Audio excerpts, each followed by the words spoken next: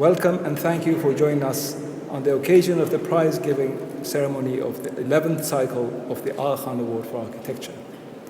Since 1980, the award's prize-giving ceremonies have been the culmination of the 3-year cycles. It's a process that identifies projects of excellence, evaluates them, and entrusts the master jury to select the award recipients. This year, some 400 nominees were assessed. 19 were shortlisted by the jury, and for the first time, the shortlist was honored by being made public. Tonight, we present the 5 final awards. The 10 previous award ceremonies have been held in places celebrated for the value of the architecture, whether historic monuments or contemporary buildings. These sites have in common their significance and value to the development of architecture in the Islamic world.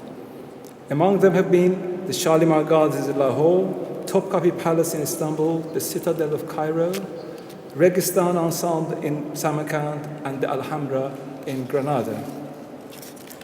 Today we have the privilege of holding the 11th award ceremony in the Museum of Islamic Art in Doha, an important institution for Muslim cultures and an architectural masterpiece, witness to the testimony of a nation's commitment to art and culture.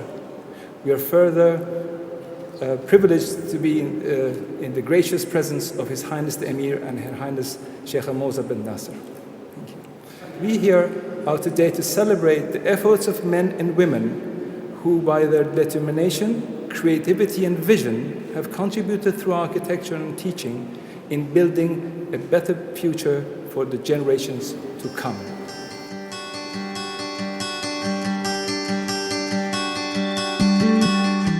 Aga Khan Prize for Architecture is very unique because it's an international prize, but linked to a civilization, linked to specificities. It really promotes pluralism in architecture and looks for radically different scales and types of excellence in architecture. It almost doesn't matter what the scale of the project is. What matters is the imaginative scope that the architectural team was able to find in a project. As well as buildings, it recognizes process. And it brings forward architects who are not internationally known. I think its real strength is its eclecticism, that it takes such a generous, open-minded interpretation of communities, whether it's geographically, in religious terms and in cultural terms.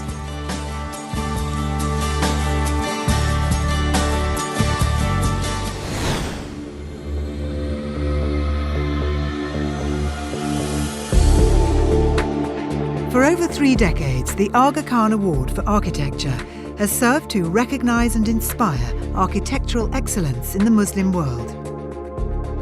Bestowed every 3 years, the award has built a formidable reputation as perhaps the most coveted prize in its field, a reputation rooted in the depth and rigour of the selection process.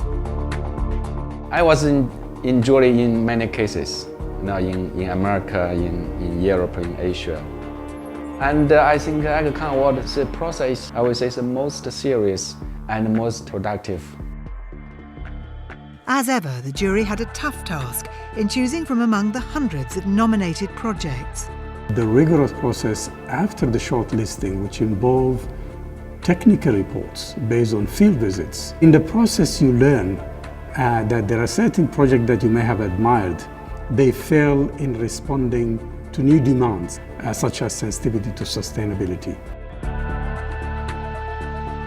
This year, for the first time, the award has encompassed projects from outside what would traditionally be seen as the Muslim world.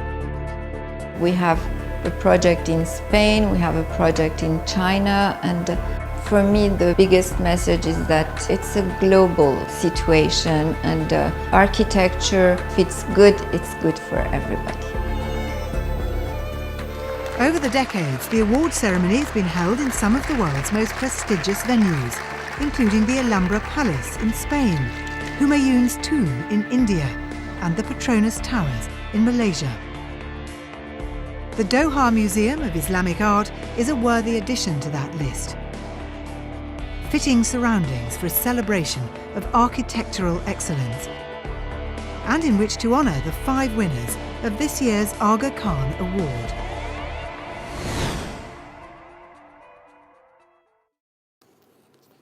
Bismillahirrahmanirrahim. Your Highness the Emir, Your Highness Sheikh Ramoza bin Nasser, Excellencies, distinguished guests, ladies and gentlemen, Assalamu alaikum. What a pleasure it is to greet this wonderful audience, including so many friends, old and new, who have helped shape this program and who are so essential to its future.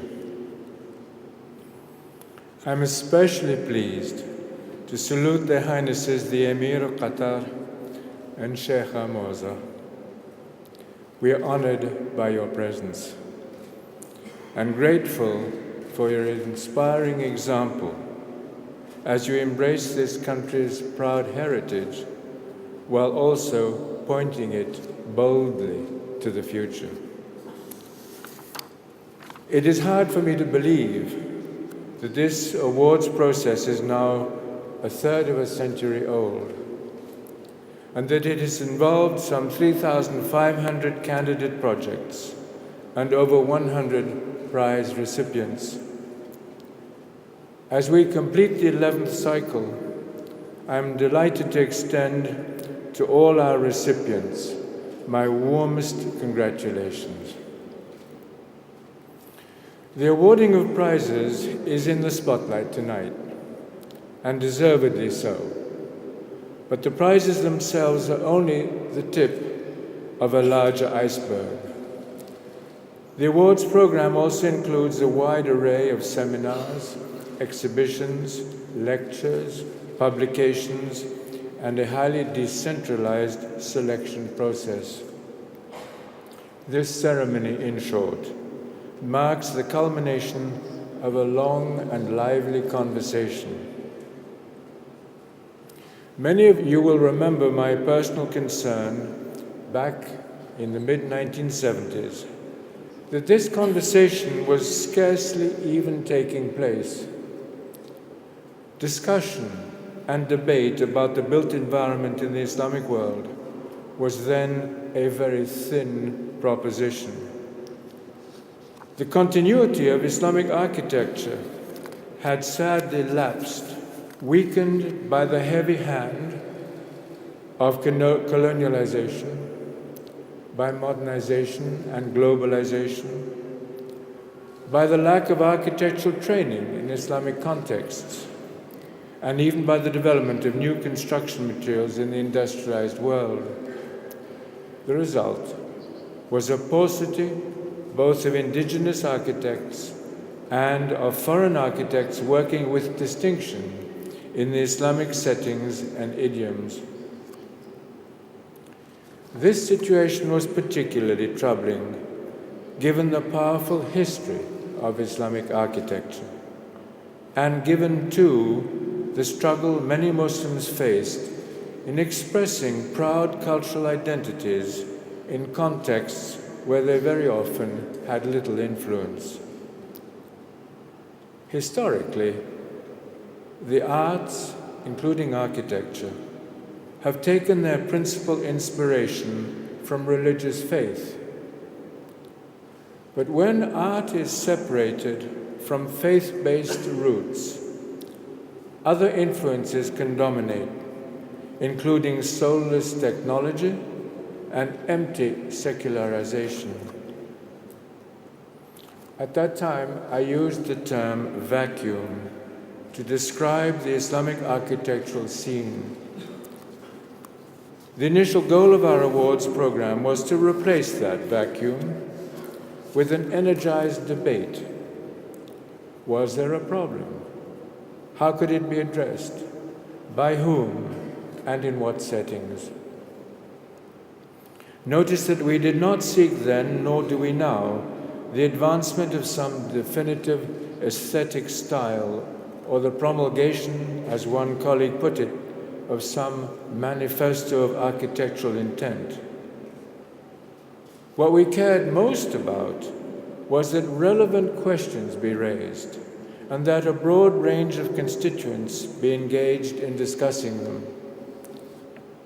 3 decades later, we can claim considerable progress stimulated by this award and other endeavors with similar goals.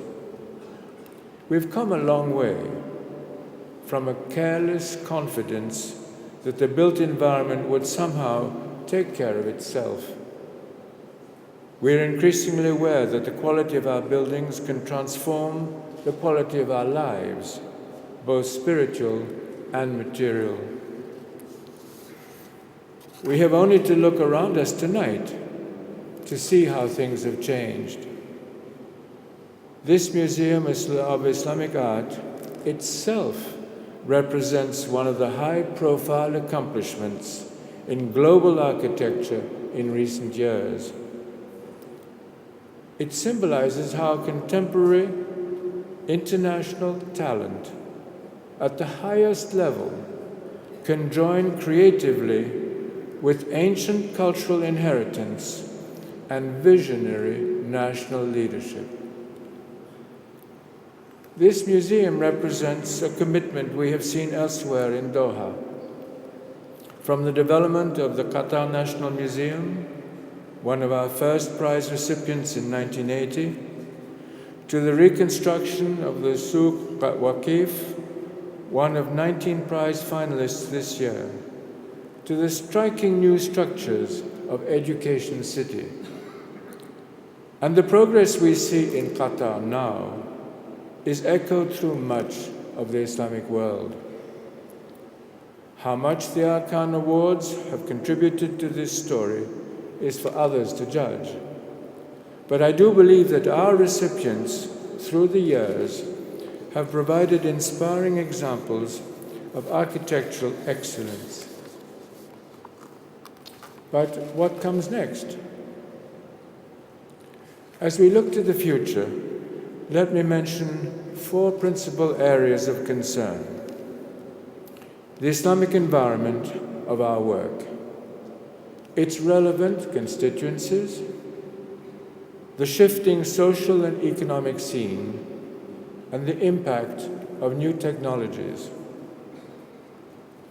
My first concern is with the cultural context of our work. Why should we emphasize an Islamic approach to architecture? Our master jury, in responding to this question, has described how global forces now threaten the values of memory, heritage, and belonging, and how the built environment can help meet that challenge. This is why these triennial celebrations take place in settings that evoke Islamic tradition, and why most of our award juries have thereby emphasized, among the other criteria, the restoration and reutilization of historic buildings. Great icons of the past must not be allowed to disappear without an opportunity to come back to life and serve the future. At the same time, in looking at the places we have met and the projects we have honored, we also see enormous diversity. But diversity, in fact, is part of the essence of Islam. The unity of the Ummah does not imply sameness. Working in an Islamic context need not confine us to constraining models. Nor does respecting the past mean copying the past. Indeed, if we hold too fast to what is past, we run the risk of crushing that inheritance. The best way to honor the past is to seize the future. In sum, an Islamic architectural agenda involves a dual obligation: a heightened respect for both the traditions of the past and the conditions of the future. A second area of concern involves the definition of our relevant constituencies. With whom should we be communicating? The answer is increasingly complex. The architectural community has been expanding beyond the creative core of professional architects. The list of players is long: planners and managers, engineers and financiers, researchers and educators, computer scientists and social scientists, designers and craftsmen, political and civic leaders, clients and consultants. More players mean more variables to consider.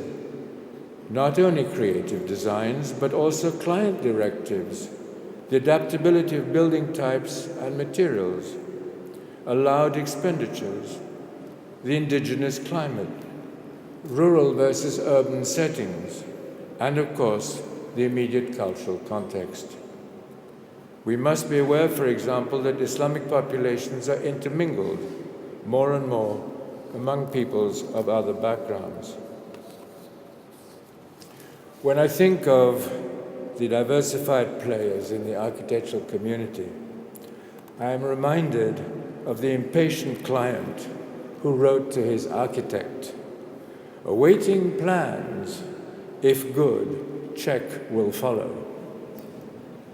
To which the wise architect, of course, replied, "Awaiting check, if good, plans will follow." Indeed, it takes a wonderful mix of patience and impatience to achieve architectural success. In the end, significant progress will require the effective interplay of all constituent groups. The success of each is diminished when any of them lags in concern or in competence. As we define our constituencies more inclusively, we can help raise architectural awareness across a wider spectrum of stakeholders. A third area of growing concern is the shifting social and economic scene. People are living longer. Rural populations are urbanizing, and economies are diversifying, making complex demands on the built environment. This is why societal evolution has become a stronger preoccupation for our nominating juries. The fact that an industrial complex, for the first time, is one of our award winners tonight is welcome evidence of this growing recognition. The nature of the award is to help shape best practices for the built environment of Muslims and their neighbors. Our mandate must therefore include a wide range of architectural settings, not only mosques, museums, and monuments, but also schools and hospitals, industrial spaces and public markets, parks and thoroughfares, and of course, a variety of residential habitats. Similarly, our geographical focus must be more inclusive. For centuries, most of our important buildings have been located in capital cities. But recent population growth has concentrated in what I would call secondary cities, often neglected by the global spotlight, but in need of intelligent planning. The same thing is true in rural settings, which have often been left to a self-build process, receiving little best practice attention. This too is a situation which the award process can help redress as we adapt to social realities. Fourth and finally, let me point to the revolutionary impact of new technologies.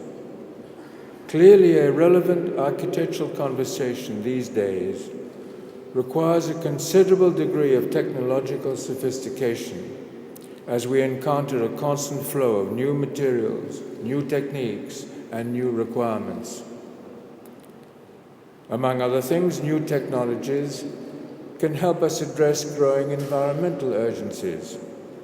I think, for example, of the pressing need for energy and water conservation, and of the risks associated with climate change, weather extremes, and geological instability. Used alertly and intelligently, new technologies can help us cope with bewildering environmental challenges. These, then, are four of the major concerns that I would submit for further discussion. What does architectural excellence mean in the context of Islamic traditions and aspirations? How do we reach a wider array of constituents? Can we expand our social and economic relevance? And how do we best employ innovative technologies? These concerns, of course, will lead us to further questions. How and where do we teach about architecture? How can we anticipate and occasionally help steer the processes of change? How do we best reward and learn from those who are most successful? How can we share our lessons with others outside the Ummah? In addressing all these issues, I believe we can indeed make our continuing conversation more relevant and more productive, remembering always the Quranic commandment that humankind must take responsibility for shaping and reshaping our earthly environment, employing Allah's gifts of time and talent as good stewards of His creation. Thank you.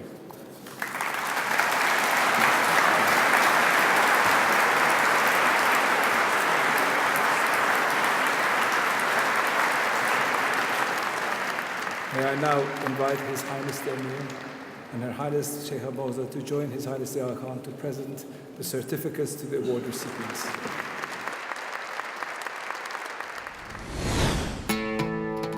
For thousands of years, the Wadi Hanifa has supported settlements along its length. One of those settlements became the Saudi capital, Riyadh. But in the 1970s, the city began to neglect the oasis that gave it life. What happened the last 4 decades, because of this drastic change in the city of Riyadh and the very fast growth, pressure was put on Wadi Hanifa. A lot of quarrying activities, illegal dumping of materials, medical waste. The environment of the Wadi was so deteriorated. In 2001, the Riyadh Development Authority responded with an ambitious plan to save the Wadi. One major challenge was to persuade the choked waterway to start flowing again. But this was only half the battle. The water also needed to be cleaned. We decided to mimic nature and to create a food chain, an aquatic food chain that would actually bioaccumulate all these excess nutrients, and then we would harvest the top predator, which was a tilapia. We were actually producing water that's clean enough to grow food for human consumption. And farmers aren't the only ones to have benefited. All kinds of people, Saudis, non-Saudis, are visiting the Wadi every day. The whole Wadi is becoming the grand park of the city. I hadn't seen the full extent of the development until I was involved in the jury. So for me, as a resident in Riyadh, that was a very happy surprise. Wadi Hanifa Wetlands, Riyadh, Saudi Arabia.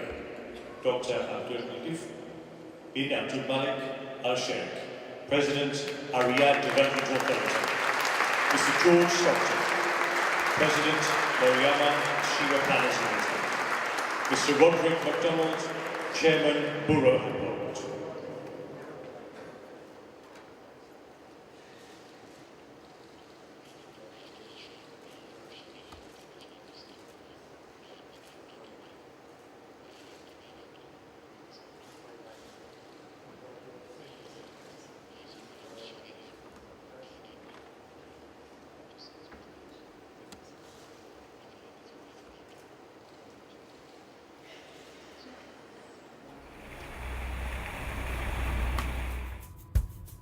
Famed for its ancient Medina, the city of Tunis also boasts some fine examples of more recent architecture. Nous avons un grand échantillonnage de bâtiments très intéressants qui va du 19e au 20e siècle et nous avons des exemples que peut-être dans la métropole il n'existait pas parce qu'au fait les architectes ils avaient plus de courage d'innover dans les colonies, ce qu'ils ne pouvaient pas faire en métropole.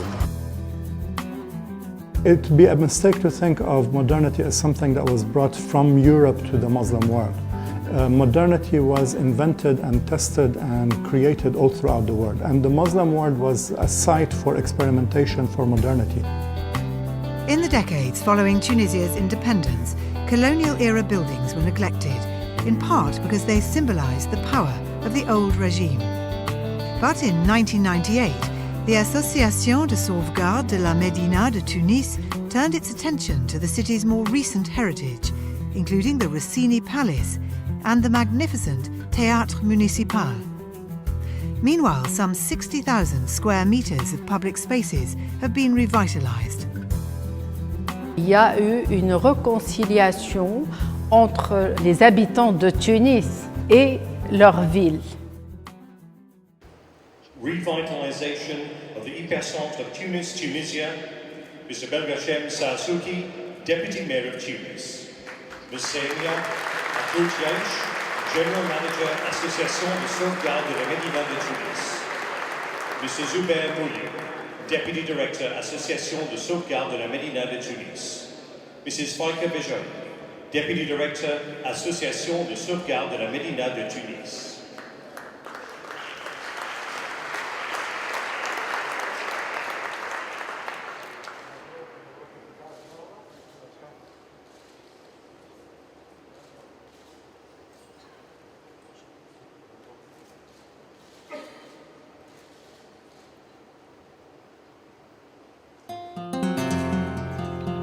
Unearthed only 100 years ago, Madinat al-Zahra in southern Spain is one of the most significant Islamic archaeological sites in the world. Having won a competition to design a museum for the site, architects Nieto Sobejano were loath to overshadow the ruins with their own construction.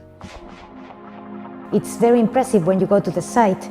You look downwards and you see this beautiful landscape, but also you see the growth of the city of Cordoba coming towards Medina Zahra. So for us it was a challenge not to contribute any more to that disorder. The question was how could we do that if we needed big space for the new museum, the new research center, the place for the archaeologists. The answer at the end was easy. We'll build under the earth. Core 10 steel and white concrete give the museum a rough utilitarian feel. At the same time, the building incorporates elements of traditional Islamic architecture, recalling the Madinat itself. I was struck by the force of the message of this architectural work, which is so humble in the way in which it sees itself as serving primarily the archaeological site, and at the same time being so eloquent in expressing how Islam is something that emanates from the soil of Spain and Europe and is not this foreign culture or spirit being imposed on it. Madinat al-Zahra Museum, Cordoba, Spain. Mr. Antonio Vallejo Triano, Director of the Archaeological Site of Madinat al-Zahra. Ms. Fuensanta Nieto, Nieto Sobejano Architectos. Mr. Enrique Sobejano, Nieto Sobejano Architectos. His Excellency Paulino Plata Canovas, Minister of Culture of Andalusia.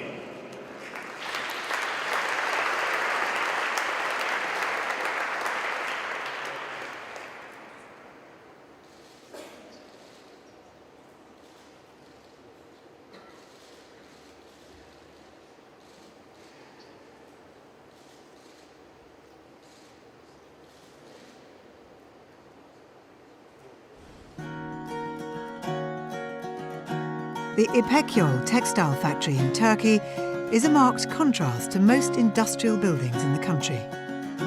İpekyol is a very interesting project. It's a beautifully designed building, but more importantly, it has taken a logical understanding that if you want to make money, then your workers are part of that formula. From the outset, architect Emre Aralat was determined to break with typical factory design. I think that factories are like jails. Conventional factories are like jails because only people go inside and then work and work and work. At the beginning, we discussed with the owner if we will make another jail for some workers to make you lots of money. I'm not with this project.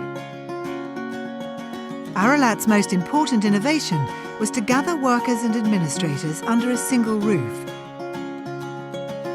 Large windows, high ceilings, a stylish cafeteria, and outdoor sports facilities also contribute to staff quality of life. İpek Yol Textile Factory, Edirne, Turkey. Mr. Yalçın Ayadin, Chairman of İpek Yol Giyim Sanayi. Mr. Emre Aralat, Emre Aralat Architects.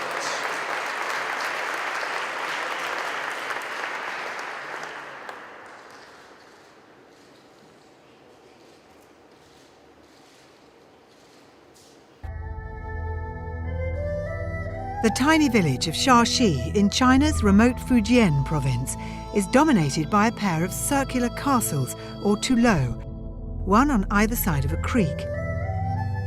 When he came to design a new school for the village, architect Li Xiaodong found inspiration in the history and position of the toulots. 200-300 years ago, there were two families.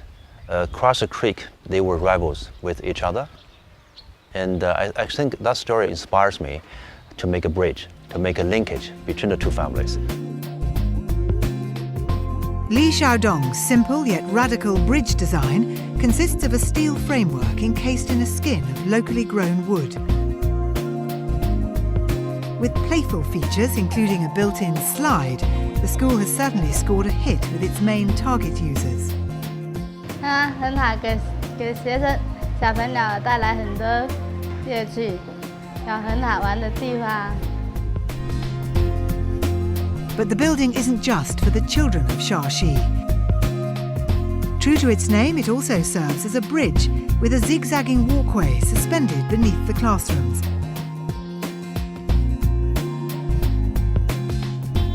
At night, the school transforms into a public library. On special occasions, it can even function as a theatre. And the benefits to the community go far beyond the building itself. For the Chinese side, for the Chinese architecture, I think it's a message that we should not just stick to our own tradition. We should look into the other world. Bridge School, Shashi Village in Fujian Province, China. Mr. Hong Lishuan, County Leader of Ningye County. Mr. Li Xiaodong Atelier.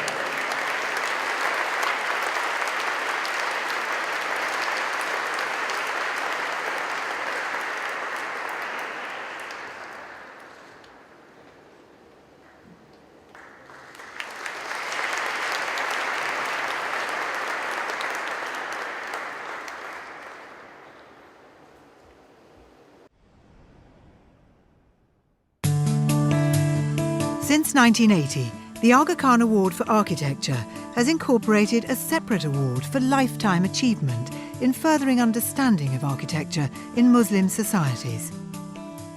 The recipient of this year's Chairman's Award is Oleg Grabar, Professor Emeritus at the Institute for Advanced Study at Princeton. Professor Grabar's research has had a profound influence on the study of Islamic art and architecture worldwide, and his teaching has inspired many of the leading figures in the field today. He's become a great model as a mentor, and so those of us who have subsequently mentored other people have done it in his example. He's introduced us to new issues that had not been studied before at meanings, not just formal compositions, and he made us think of how we relate to our past. I can't think of another scholar that's had a more important impact over generations on the study of Islamic art and architecture than Oleg Grabar.